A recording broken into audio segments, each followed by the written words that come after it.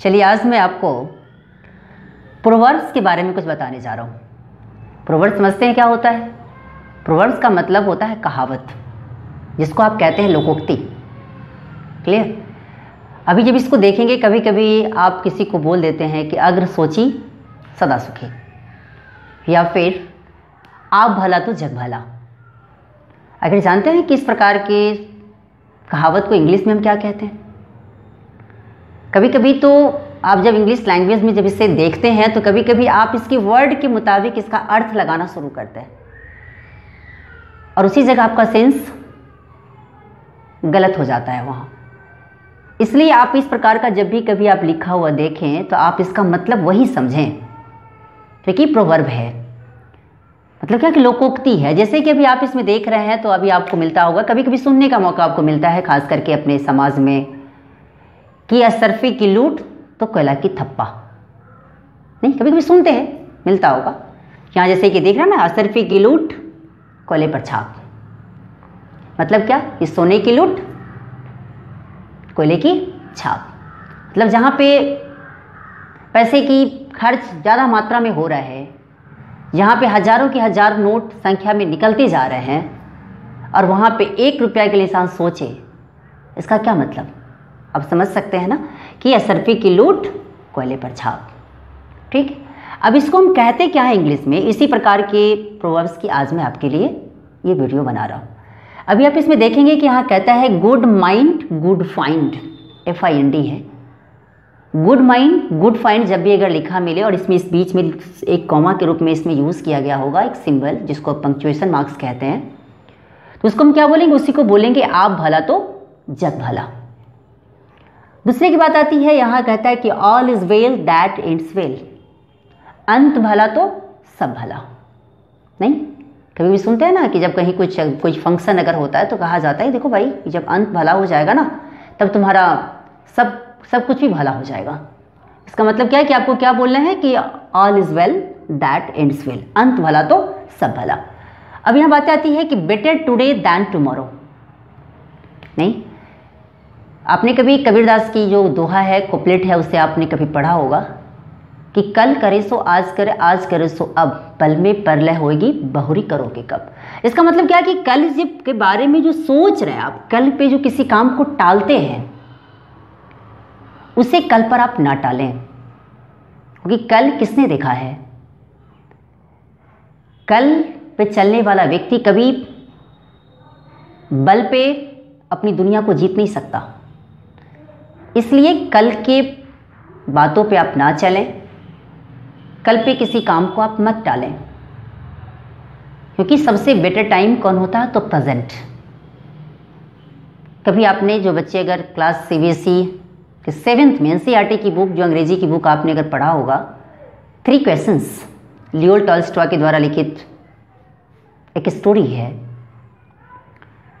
उसमें उन्होंने बताया कि सबसे बेटर टाइम कौन है, सबसे अच्छा टाइम की बातें कौन आती है? तो प्रेजेंट। बोले तो सबसे अच्छा टाइम प्रेजेंट को शो किया गया है। प्रेजेंट में आपको जो दिखता है, जो करने वाला काम है, उसे आप करें, जैसे भी हो उसको करना चाहिए। अब यहाँ जो देख रहे हैं क्या दिया कि बेटर टुडे दैन टुमारो, कल करे सो आज कर। इस रूप में जब भी कभी लेगा मिलेगा तो इसे कल करे सो आज कर का ही सेंस आप उसे समझें। कहता है prevention is better than cure. मैं बार बार कह रहा हूँ कि वर्ड के मुताबिक इसके मीनिंग को आप ना लगाएं।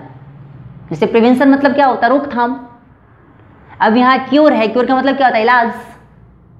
अब सोचिए कि इस प्रकार की मीनिंग को लगाएंगे तो मीनिंग तो गड़बड़ होगा ही ना। जब लिखा मिलेगा prevention is better than cure का मतलब क्या होता है? अग्र सोची सदा सुखी। मतलब क्या कि प्लानिंग फ्यूचर की हो, लेकिन होश में काम करना प्रेजेंट में। ठीक है, अग्र सोची सदा सुखी सही है, लेकिन कोई जरूरी नहीं कि अग्र सोची सदा सुखी 100% सही ही होगा। इस प्रकार की बातें की उम्मीद नहीं की जाती है। लेकिन अगर आपकी प्लानिंग अगर होगी तो हो सकता है कि आप उस काम में सक्सेस हो जाए, क्योंकि अपने से तो बेटर करने का हर एक इंसान सोचता है ना। इसलिए जब इस प्रकार का प्रोवर्ब जब भी अगर लिखा मिलेगा तो उसे हम क्या मानेंगे कि prevention is better than cure. बोले तो क्या? अग्र सोची सदा सुखी। अब इसके बाद बात आती है कि excess of everything is bad. Excess है नहीं, आपको पता होना चाहिए कि हद से ज़्यादा कोई भी चीज़ जो होती है ना बहुत ही खतरनाक होती है। किसी पर जो बच्चे ने अगर संस्कृत में अध्ययन किया होगा तो उनको पता होगा कि अति सुंदर होने की वजह से सीता का हरण हुआ था। अति दानी होने के कारण राजा बलि बेचारा बांधा गया। अति घमंडी होने के कारण रावण का विनाश हुआ। अति अभिमानी होने के कारण रावण का विनाश हुआ। इसका क्या मतलब कि अति सर्वत्र वर्जयेत, अति से ही अंत की शुरुआत होती है। इसलिए अति को आप अपने जीवन में आने न दें। अति की नियति जिस दिन जैसे ही अगर आपकी लाइफ में एंट्री की वैसे ही आपका अंत होना सुनिश्चित है। इसलिए किसी भी पोर्शन पे आप अति की ओर न जाएं।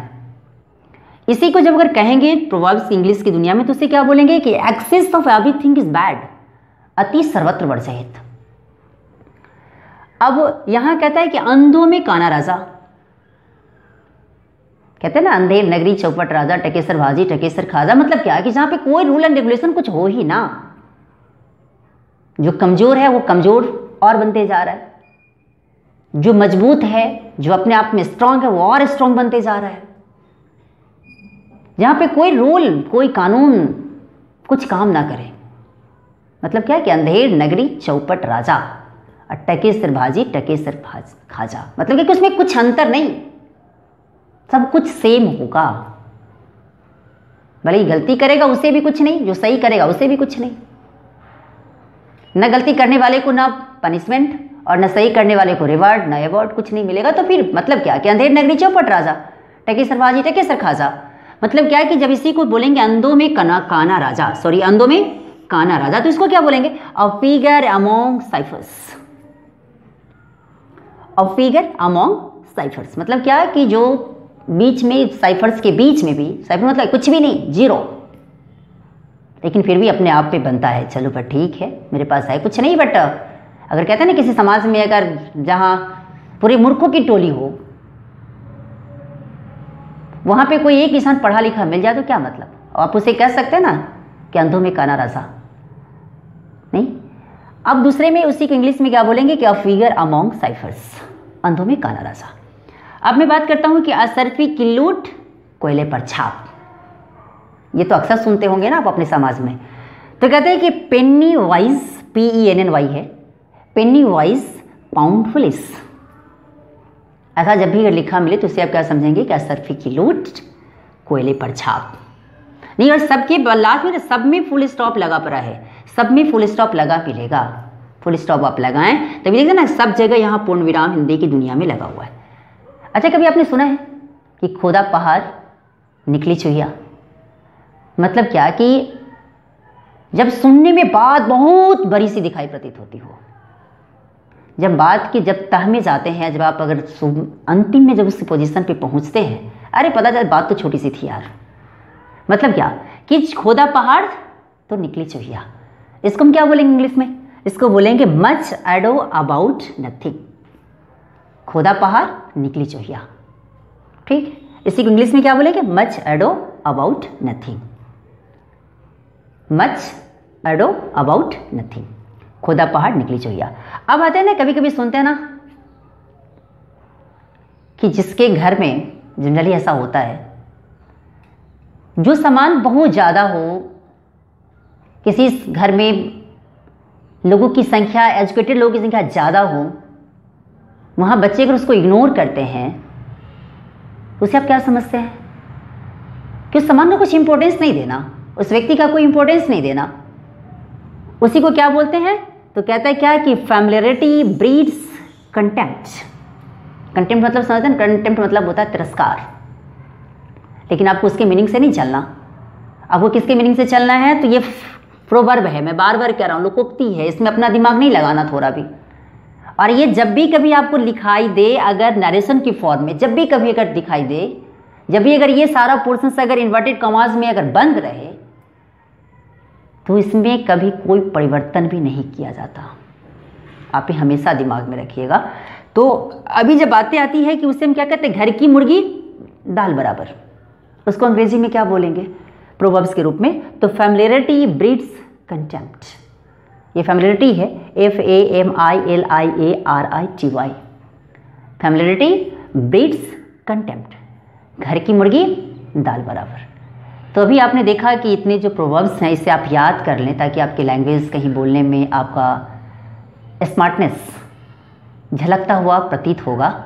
इसे आप याद करें, जितना होता उतना। कम से कम आप जब भी अगर मेरे चैनल पर जब कुछ देखने आते हैं तो प्लीज़ आप अपने साथ कॉपी कलम लेके ही बैठें ताकि इसे आप नोट कर सकें। और ये वीडियो आपको कैसा लगा इसके बारे में लाइक, सब्सक्राइब एंड कमेंट करना ना भूलें और इसे शेयर भी करें ताकि ज़्यादा से ज़्यादा बच्चा इसे देखकर कुछ सीख सके। ऐसे ही मैं अगले वाले वीडियो में पुनः फिर मैं फ्रेजल वर्ब्स के साथ कोशिश करूँगा कि आऊँगा, फ्रेजल वर्ब्स भी बताऊँगा, साथ साथ में कुछ इडियम्स भी आपको बताऊँगा कि इसमें कहाँ कहाँ कैसे उसका यूज़ किया जाता है। एंटोनिम, सिनोनिम की भी चर्चा मैं अपने आने वाले समय में सारी चर्चा मैं अपने यूट्यूब चैनल पे करूँगा। Thanks a lot.